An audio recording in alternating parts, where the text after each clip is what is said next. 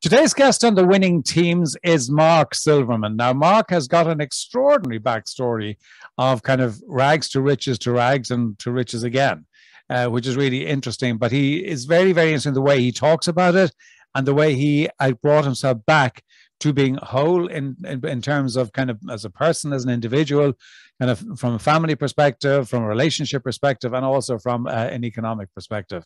But the way he talks about the shift in his thinking and what it was that he did to actually really, really help him make that shift, but also to sustain it.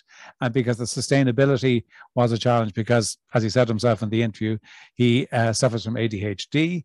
And so that, was a challenge to him during his life and continues to be so. But he's got the tools to really get that under control. But we talked about, what happens with overwhelm. And we all suffer from overwhelm to a greater or lesser extent.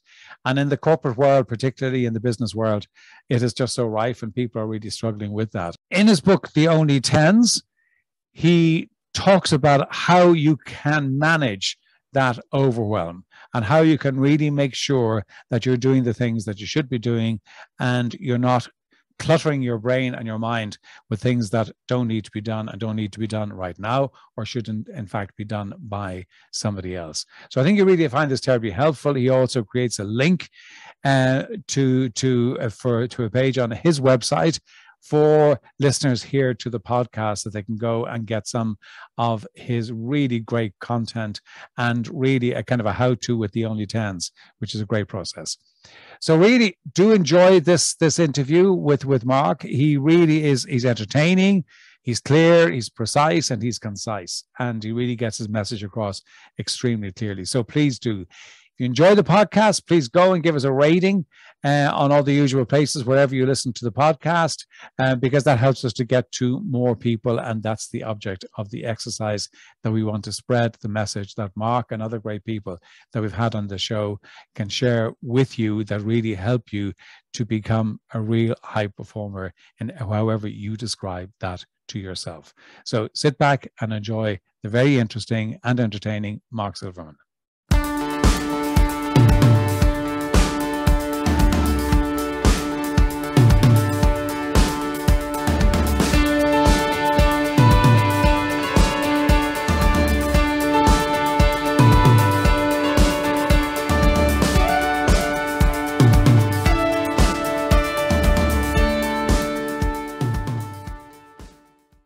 Mark, thank you so much indeed for being a guest today on Winning Teams. It's a real pleasure to have you here. I really did want to travel to France this morning, so I'm glad to be here.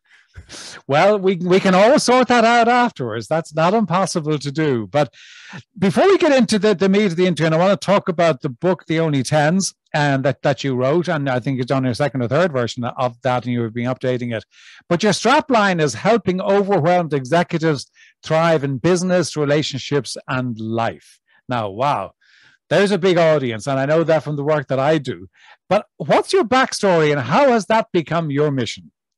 So that's an interesting question. Sometimes I get a little tired of my backstory because my backstory is really interesting, and but for me, I tell it over and over again, and I it starts to turn into a shtick. But the way I came to success in business and basically adulthood was a crooked road. I was an alcoholic, a drug addict, a sex addict. I wound up homeless and living in my truck at 27 years old. I rolled into Washington, D.C. to borrow some money from my brother, 135 pounds, right? Instead of giving me money, he gave me a place to live, sent me to 12-step programs. I went to college, got sober, got healthy, and really kind of turned around my life. The joke I tell it whenever I do my keynotes is, 8 years later, I was a millionaire with 2 kids and married. I'm basically a short Jewish Tony Robbins, right? Like that's the fun part of the story. It wasn't fun when I went through it, and really growing myself up was a hard thing. But the interesting thing was all of my success came because I was trying to wash off my old self.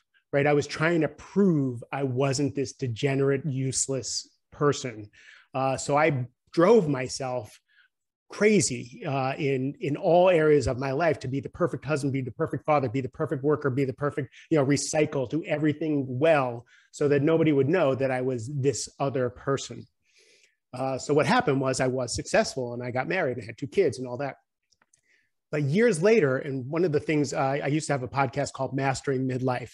And what I know about midlife is what was working, the drives and motivations that got you to where you are, to the success you have, often turn on you in your 40s and 50s.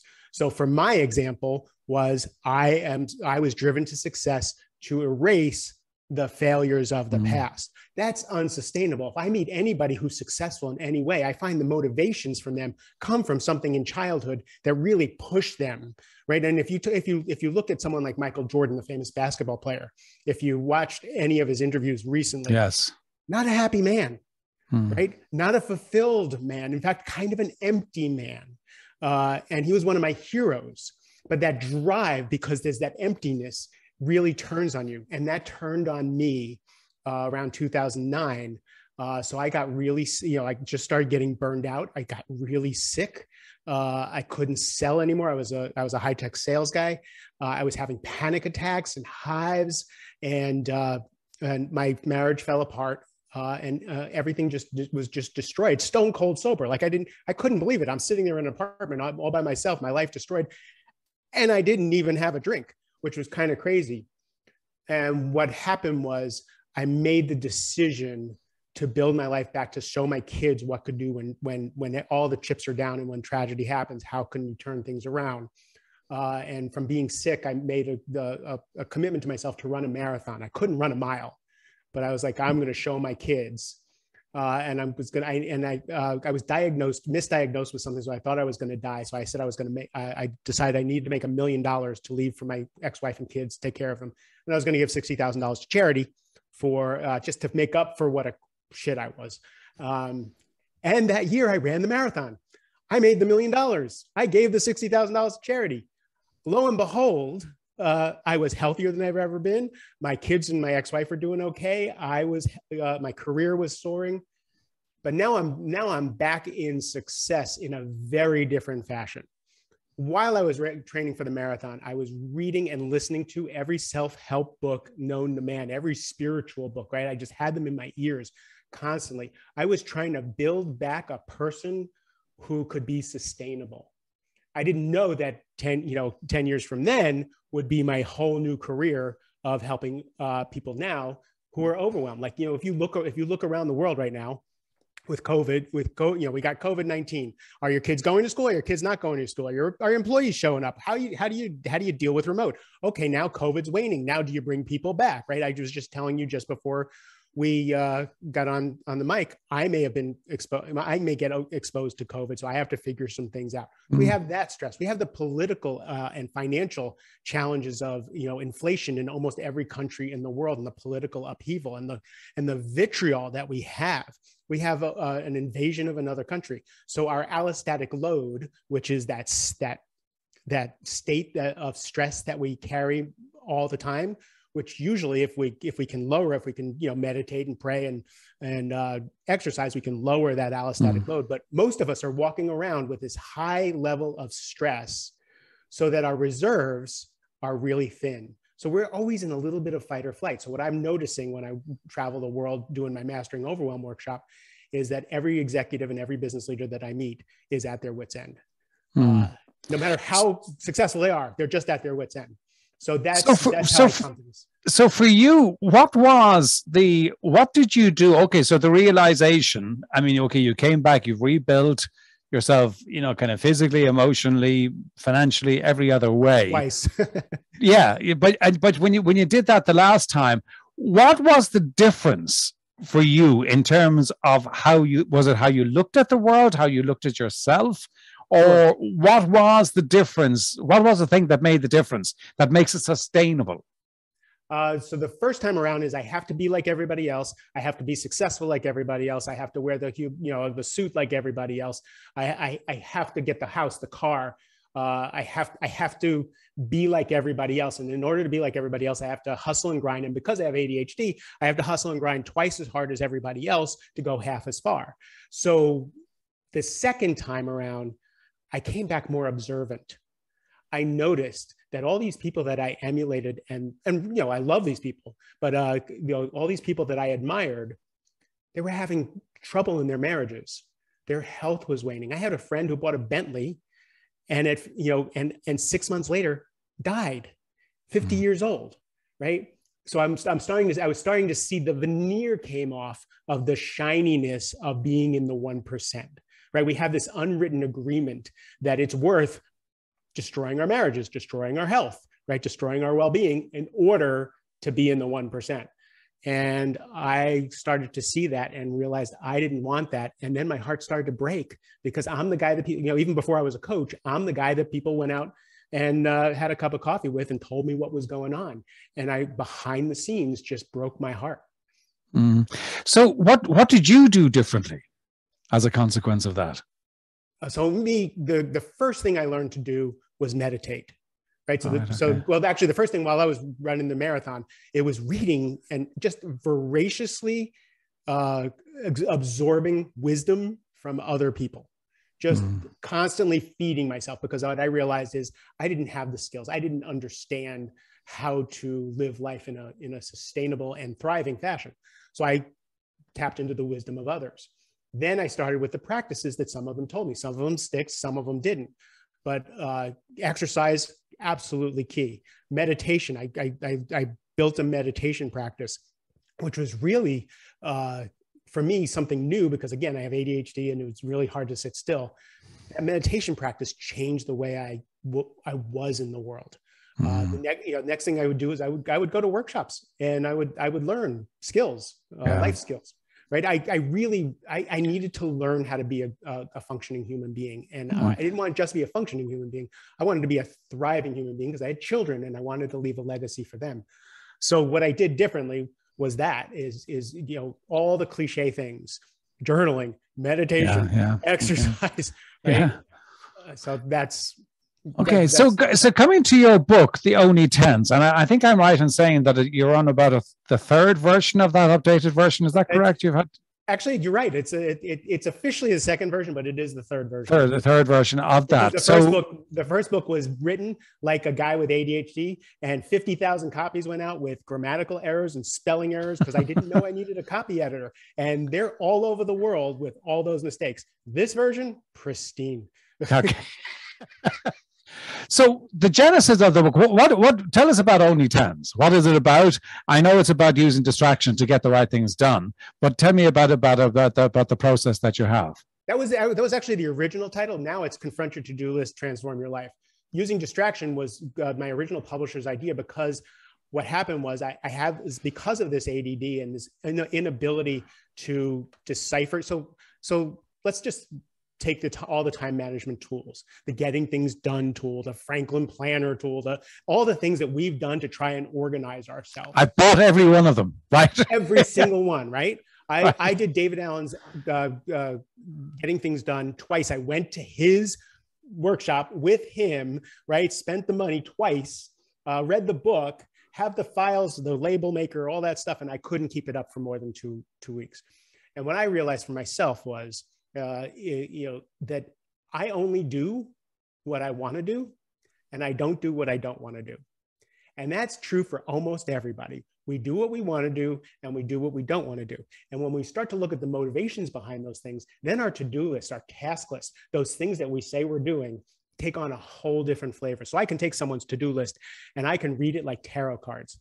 If I confront you on your to-do list, I can learn how you grew up, what you're afraid of, what you value, right? And when I question why things are on your list and why things aren't on your list, I can tell you what motivates you. So for me, I started to look for the things behind the things on my list. So first of all, a 10, what I noticed was a 10 got done. And a 10 was something that absolutely had, so for me, when I was a sales guy, at the end of the quarter is when I would overachieve my number. I would languish. My bosses, my managers would be like, "What are you doing, Silverman? What are you doing, Silverman?" And the deadline got you. The hockey stick, it's like, hero. Oh my God. Yeah. And I love the dopamine hit of being the hero, right? The 10 for me was avoiding the pain of being last on the list, and the dopamine hit of being the hero of bringing in the last minute deal. Right. So what wasn't the 10 for me was consistency and closing deals all the way through. Right. That's just not the way I was going to operate. So I started to see that everything I do is to avoid a consequence or get a reward. Everything I do is to avoid a consequence or get a reward. That was a revelation to me. So sometimes there were things on my list because I wanted to avoid disappointing someone, right? So I was the committee chair for the Boy Scouts. I was the third grade basketball coach, right? I was a yes to everything. I was all things to all people. Why? Because I could. I'm energetic. I'm smart. I'm competent, and I was making up for my past. So my tens were being the good guy. So I started to look at my list differently. And I started to look at the things that were on my list every day for a month. Why didn't I ever get to them? Right. And I started looking and I would say, oh, there is 7 and I don't really want to do it. And I started to look at those things and I looked at the things I actually got done and it was really clear they were important to me. There was a consequence I was trying to avoid, right? Now as an entrepreneur, I don't feel like doing my invoicing. I hate doing my invoicing. Right. But I want to get paid. Right. Yeah. So when I need to do my invoicing, I sit down and do my invoicing because I want to get paid, not because I want to do those things. So I started to notice, I made a decision one day that I was only going to do 10s. And a 10, by definition, has to be done by me, and has to be done by me today. Or I really have juice to do it. I really want to do it. So I have a podcast idea. Bring out the mic, take the pod, have the podcast conversation with myself. Or I feel like calling someone and checking on someone or making a sales call or something like that. I'll follow that intuition. But there's also, if there's something that really needs to be done, keeping my word was a new thing for me. If I said I was going to do something, it was a 10 on the list. So usually when I pared down my list, there were only 2 or 3 10s on the list every day, and that's it. So I only did those things for the first week. I only did those 10s. I was really excited about it, or it really had to be done by me, and it had to be done by me today. So when you look at, sorry, just coming across it there, but when you look at a lot of senior executives, I know that you deal with a lot of senior executives like I do. And, let's talk about overwhelm, right? Because to a very large extent, kind of overwhelm is that disease that we all know about, we all understand, right? But nobody does anything to cure it. Because they just learn to either live with it, it's like the boy frog syndrome. In the wrong place. Yeah. So how do you help your clients reduce the overwhelm? So first of all, I ask people, where is the overwhelm? And they're like, oh my God, it's my team. Oh my God, it's my to-do list. It's my family. It's my sick parents. The overwhelm is out there. And my first task is to prove that overwhelm is actually happening between your ears. Overwhelm is not what you need to do. Overwhelm isn't the thing that's coming in. It's how you think about the things that are coming in, what you make them mean. So again, if I have an executive and I do this in my workshops, I make the leadership team take out their to-do lists and I give them the definition of a 10. Has to be done by me, and has to be done by me today. And then I give them the challenge of what's not yours to do, what really should be delegated and you're taking care of, what has been on your list every day for the last 3 weeks and you've never gotten to, right? And it's just a placeholder because someday maybe you'll get to it. So the question is, what is it? And then it doesn't even take me to finish my spiel when people are like, well, I had 25 things on my list today. Now I only have 4. Right. And I'm like, and they're like, so what about the other things? I said, so here's, again, the thing that happens is if you get those 10s done, and it's no different than, eat the frog first or anything like that. None of this is new. It's just, for me, it was the switch to taking ownership of what I wanted to do, what I felt was important. And then here's the difficult thing is all the other things on the list that don't belong on your list often lead to a difficult conversation. In order to get out of overwhelm, you need to master difficult conversations. So the art of delegating, right? Why wouldn't the CEO of an organization, or why wouldn't the vice president of a division delegate? There's several reasons. One is the hero complex. I'm the only one who can do it right. Two is, they're just going to give me subpar work and I'm just going to have to fix it. So I might as well do it myself, right? So, okay, so great. So you're avoiding a feedback conversation because, by the way, the further you move up the chain, the more your job is to be a coach and less your job is to be doing, right? So one of the reasons you and I have jobs and I have a job as an executive coach is because most executives don't want to do that coaching. They're like, let's farm it out to Mark. I'm like, happy to do it. But there's still, if you don't want to be overwhelmed, I had a CIO once who was he was working till 2:00 in the morning every day. And I'm like, dude, what are you doing? And he says, I have to present to the CEO and my people just give me things with the wrong stats and all this. I'm like, so why didn't you send it back?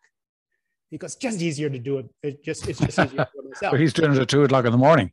But then the other piece is the CIO, he was the nice guy CIO, right? Everywhere he went, every time he changed jobs, everybody followed him because he was wonderful. Everybody loved him. Everybody loved him because he didn't hold people accountable. Yeah. Right? So he had to do all the work. So that feedback loop and then that accountability, that creating new agreements on how the work is going to be done is a really tough one. Now, if you take the time to go upstream and actually do those things, 3 weeks later, you've created someone who's a better leader, who's working for you, who's taking responsibility for the quality of their work, and you can trust their work more. Now, all you're doing is checking their work and not fixing their work. Does that make sense?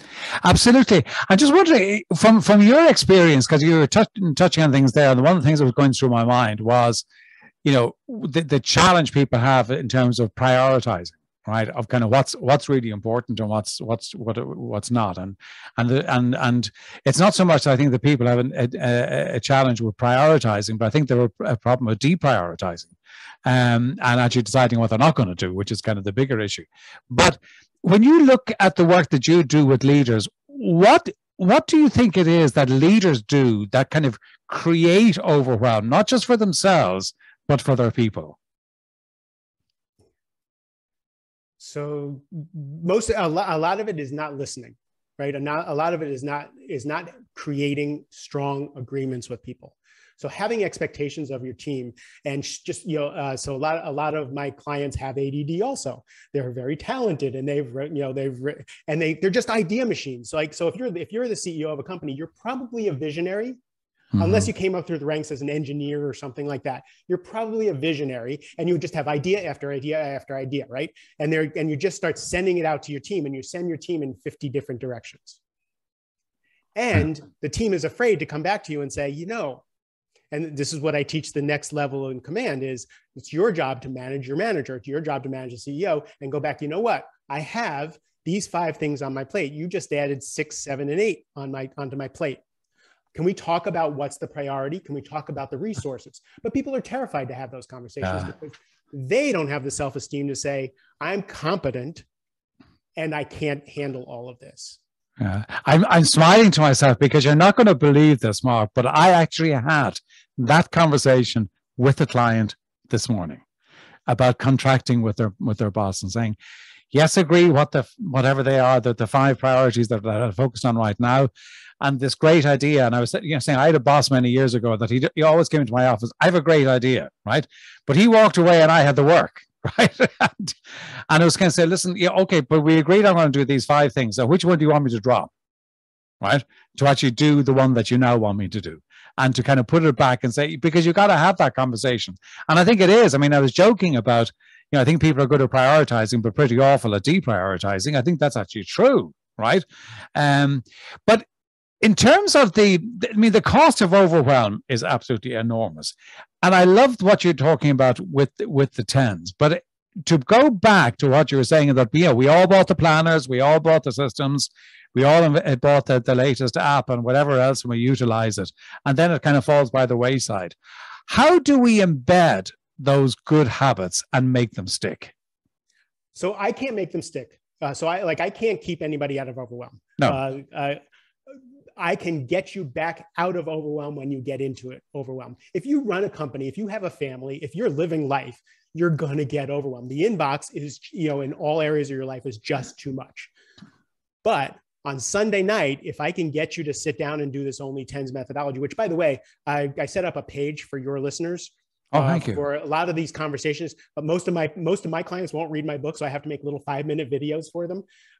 So I'm gonna give some of those 5-minute videos, and one of them is going to be the only tens methodology, so they can spend 10 minutes instead of reading the book, just going through the process.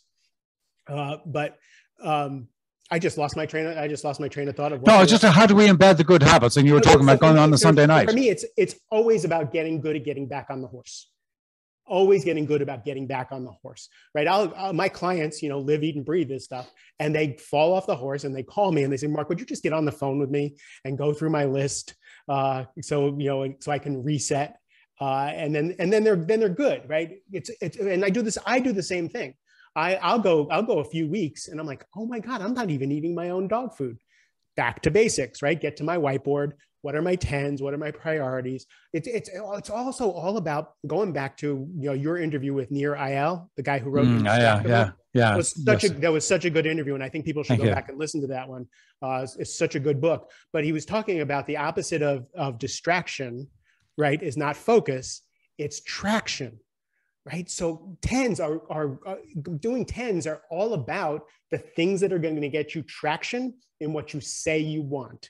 It's what you say you want. Right. So the difference between what you really want and what you say you want is a whole other conversation.